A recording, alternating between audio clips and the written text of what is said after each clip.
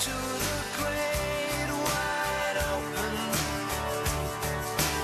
President Obama unveiling a new ambitious renewable energy program today, fast-tracking 7 sweeping solar and wind projects. The goal is to power about 1.5 million homes. My next guest says it is not really that clean cut. He says he's got proof of that. Andy Matthews is president of Nevada Policy Research Institute. Andy, thank you so much for joining us. When you hear this new math, it makes you hearken back to the money that has already been spent, that you say cost us about $4.6 million per job. How did you get to that math?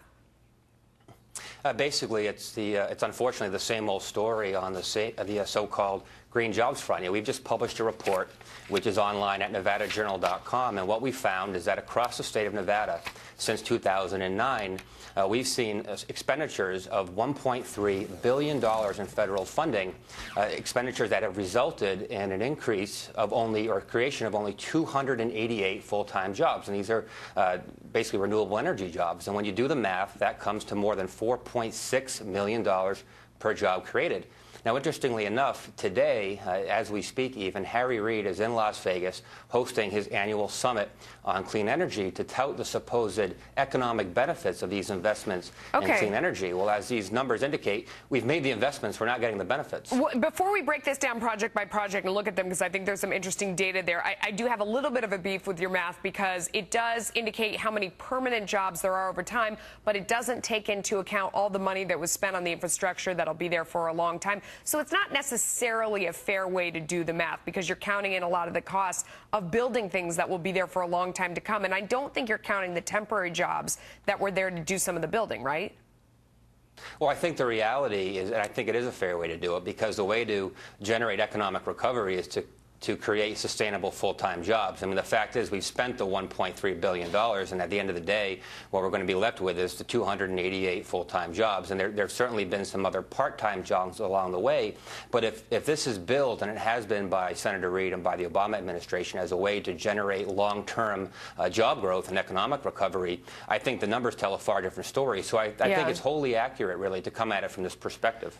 Certainly others would quibble, but let's move on to some of the specific projects in there, because there are some really disturbing details, like Nevada Geothermal in Blue Mountain, Nevada.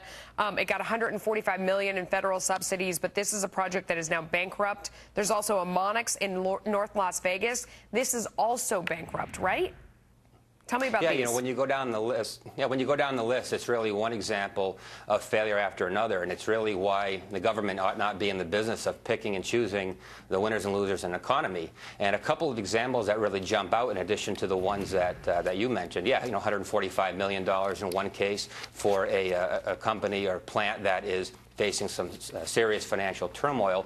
A couple examples that really jump out to me: there's a solar plant in southern Nevada, in Clark County, not far from Las Vegas, that is going to receive $50 million through the federal stimulus, despite the fact that it employs only 2 people on a full-time basis. And of course, that's $25 million per job. There's another solar plant located in the city of Tonopah, which is in the central part of the state, which received $737 million from the federal government.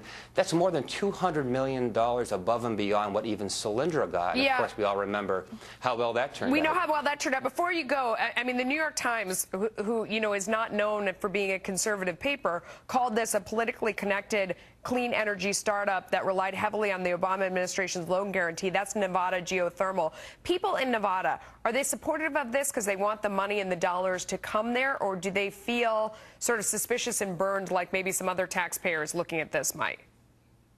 Well, the people of Nevada are concerned about the unemployment rate and the lack of jobs being created in the state. You know, Nevada continues to suffer under the highest unemployment rate in the entire country.